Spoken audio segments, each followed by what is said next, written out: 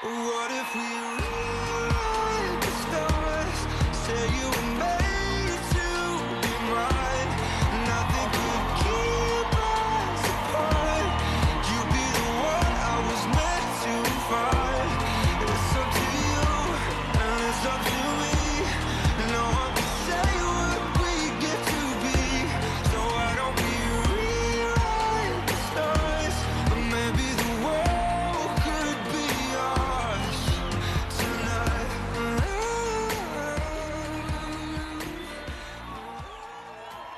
Well, I think they like you. So do I. Thank you.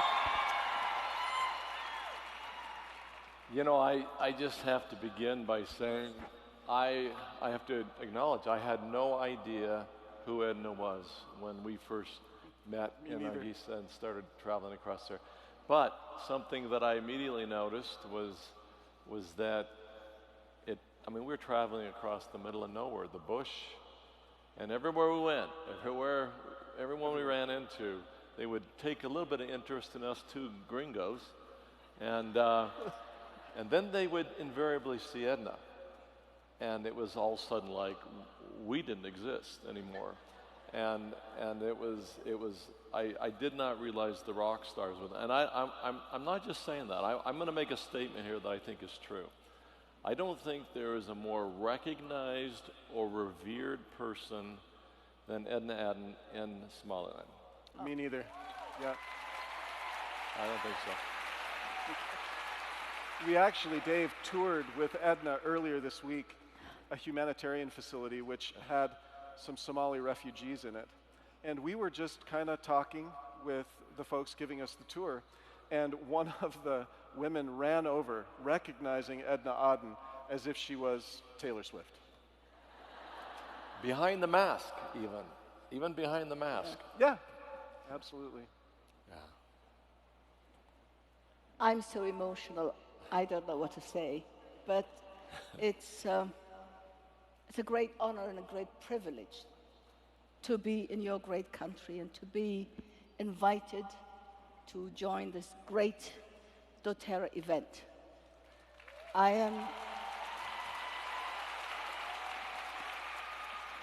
am so happy and so grateful that our paths have crossed, that you have built a hospital in my country, in an area that had never had a hospital before.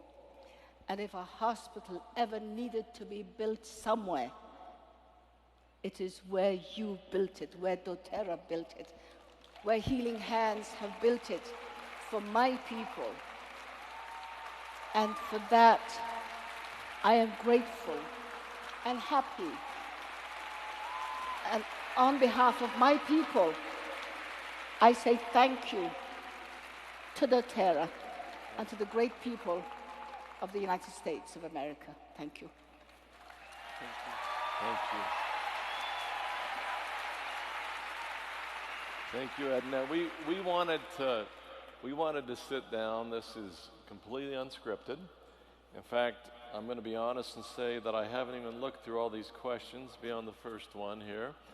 But we wanted just to ask a few of these questions to Edna and just to have you hear her response. And I'll start out with the first one.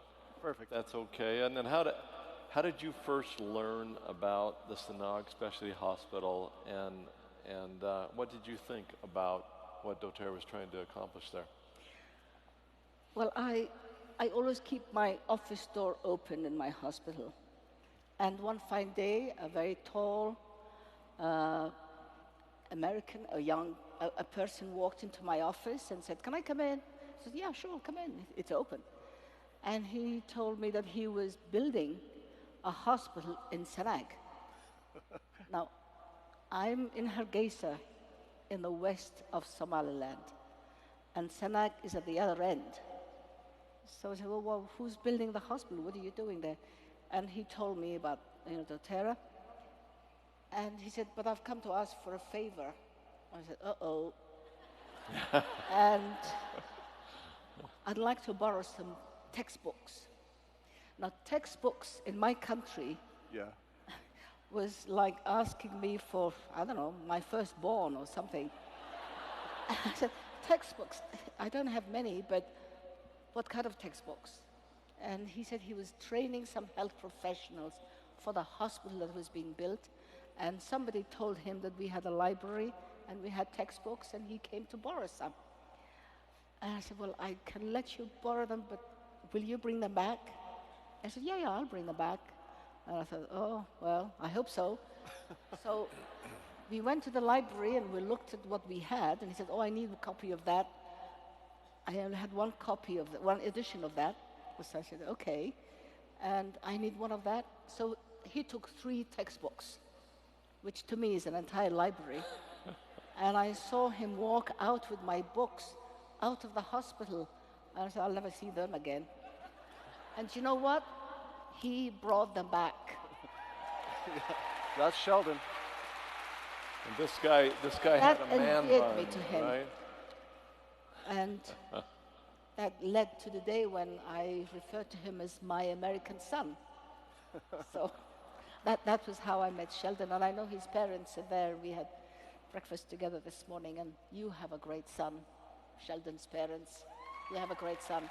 Yeah, thank you. Edna, looking back through the challenges you faced in your life, which have been many, what tools or skills did you develop to help you overcome the obstacles you faced?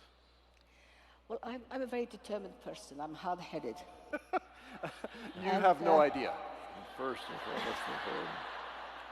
And when I see something that needs to be done, I come from a country with the highest maternal mortality rate. I come from a country with the lowest literacy rate.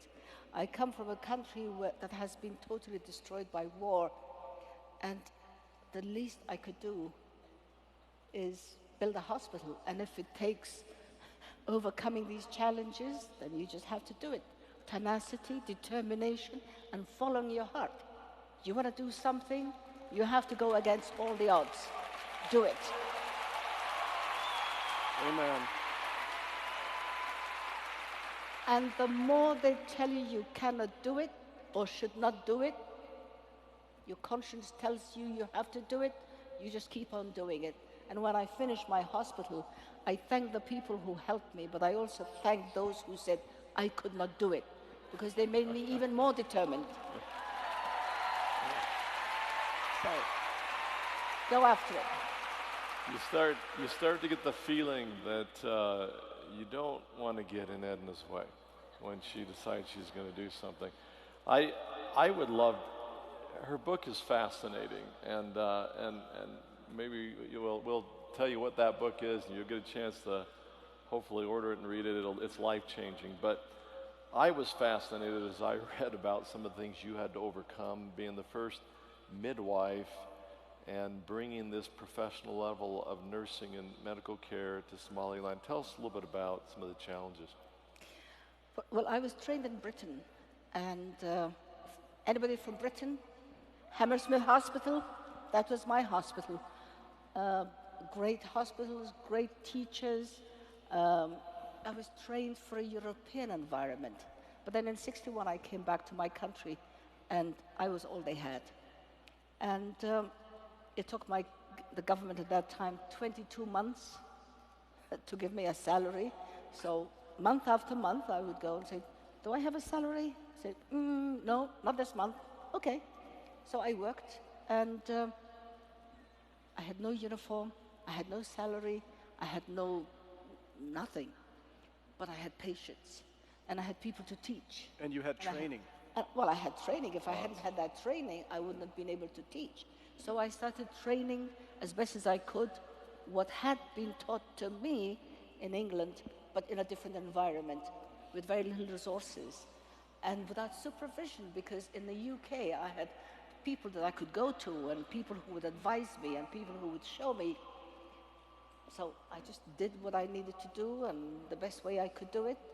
And thank God today we have a great training school. We have midwifery training schools.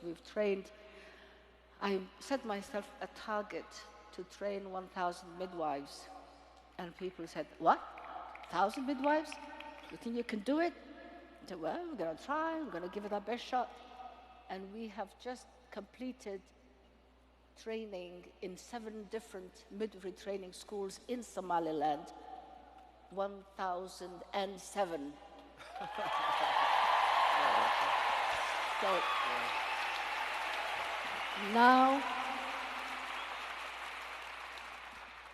now we have filled, or we're filling the base.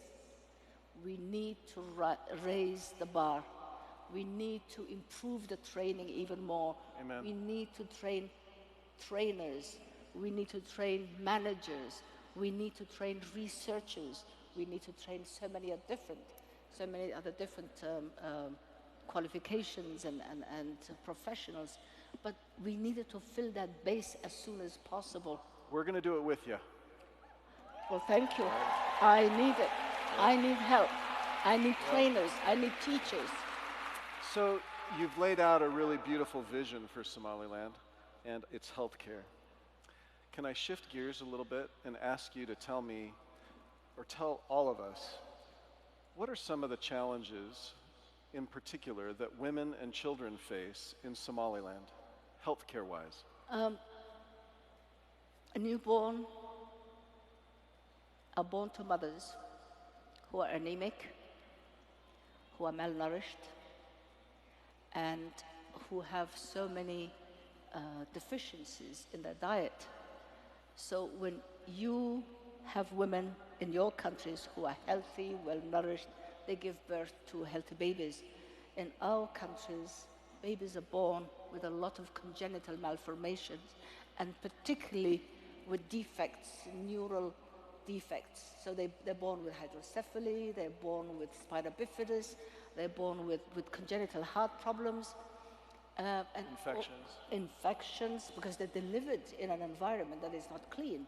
Here you have sterile equipment, you have a sterile environment, you have water, you have clean linen, you have clean instruments. But they're delivered by traditional birth attendants who have nothing to clean their hands. They would just go like this and deliver the woman. So the challenges are many, but you try to do the best you can with what you have. In fact, a couple of days ago, we were doing a whole lot of shops here looking for yarn that I'm going to take back to Somaliland to make cords, umbilical cord ties. So that's how basic things are. The challenges are also the non-availability of facilities. Women would have to travel for days to go to the nearest health station to meet the first trained person there, the nearest trained person. So the roads are difficult, the distances are great. The country is as big as England and Wales combined. So it's distances, lack of health professionals. And then there are harmful traditional practices as well that affect the girls. Yeah. Female genital mutilation is something that we need to fight, that we have been fighting, and which damages the body of the girl. So, natural causes, disasters, drought, famine, poverty, war, lack of health professionals, and where facilities exist too far, and superimpose on all of that are harmful traditional practices. We don't need them. Thank you for explaining that. You know, Edna, one thing I want to comment on, and that I want you guys all to have heard in what she said, is that she actually went shopping for umbilical cord ties.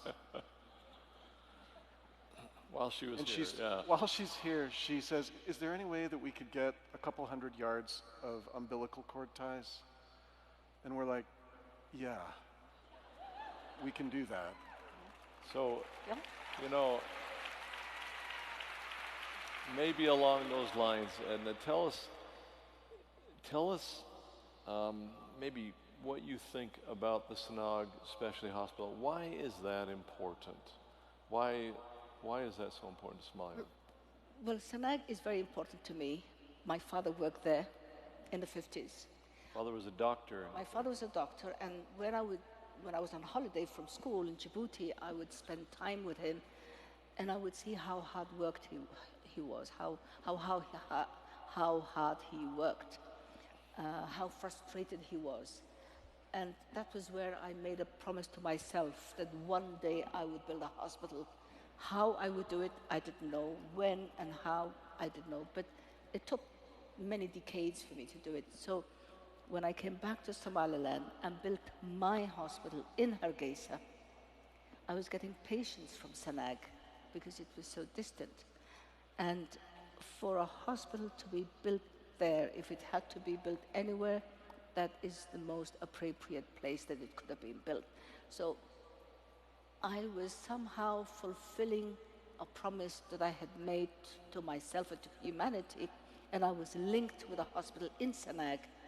And that's why it meant so much to me, because so many people would have our services closer to where they were. Over 500,000 of people in Sanag who had no hospital. So if a hospital ever had to be built, that is where it should be built. And thank you. Thank you for the terror to do it. Yeah, it is an incredibly remote part of the country. Edna, would you share with doTERRA, our family here, what you hope and dream for the women of Somaliland? Oh, many things, but priority would be education, because with education you have a base upon which you can build. Education, peace, stability, respect for human life and dignity, respect and equal opportunity for everybody, all citizens of Somaliland, regardless of whether they're men or women.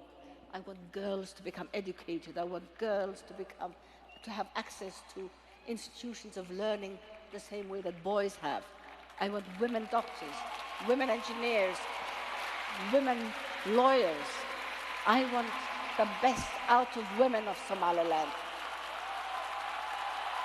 because we can do it. Women can do it.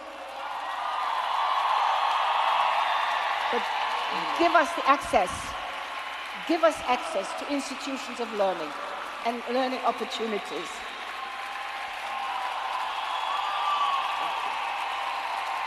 Thank you. Thank you.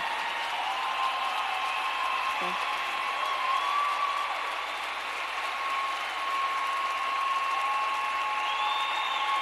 Thank you.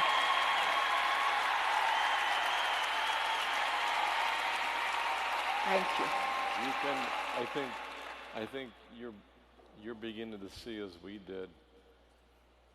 You know, as we travel across the country, I mentioned that I didn't understand what kind of a rock star that we were with. And it didn't matter if it was political leaders, it didn't matter if they were successful business people, it didn't matter if they were in the remotest frankincense village in the middle of nowhere, it didn't matter. Wherever we went, with Edna, it was, people were just stunned, shocked, starstruck. And, you know, and you can begin to see why. You can begin to see why. It's just such I love my people. such a power. I love people. She's blessed lives. And I love my people because they have been so forgotten and so isolated. But I'm blessed. I'm blessed because I have friends like you and others. And I wouldn't be doing what I'm doing today without all of you. Your prayers, your support, your encouragement, your energy energizes me. And there's so much that needs doing out there. So, thank you. Maybe one final question. Yes. Like I say, we could sit here for another hour and I wouldn't mind. go on. And I'm trying to figure out which one to go to, but these last two are a little bit related to me, and it's about doing things the right way. Why is that so important? And Dr. Osithorpe mentioned earlier, I remember seeing this first time. I think Edna has her fingerprints on most medical people in Somaliland. But whenever we would meet a group of nurses or doctors, I remember the first thing that caught my attention was she said, "Show me your hands." And they'd whip them out from their robes. And Seriously, every nurse would go like this. show me your hands. And they'd been whip trained. these out. Why was that? Why is this important to do things the right way? Why is that? David, they're health professionals. My hands need to be clean. My nails need to be cut. have to have my rings off. So if somebody has come to work with rings on and nail varnish and long nails and dirty nails, they haven't come to work. So if I see clean hands, I know this person's been doing good work. Less contamination. I don't want my patients to be contaminated by the hands of a health worker who did not wash their hands, who did not cut their nails. So we're here to cure patients, not to become a source of infection for the patients who come to seek our help. So, hands are clean, I can work with you. Your hands are dirty, you have to go back there, cut your nails, clean your hands, and then we can talk. Maybe we all need to take a look at our hands from time to time, huh? Good idea. All right. Well, we just wanted you to meet this amazing person. As we travel through the world, we meet some amazing people, but none have topped someone who's had the impact that I have ever personally seen than Edna on a country like Somaliland. And David, I was taught to do things the right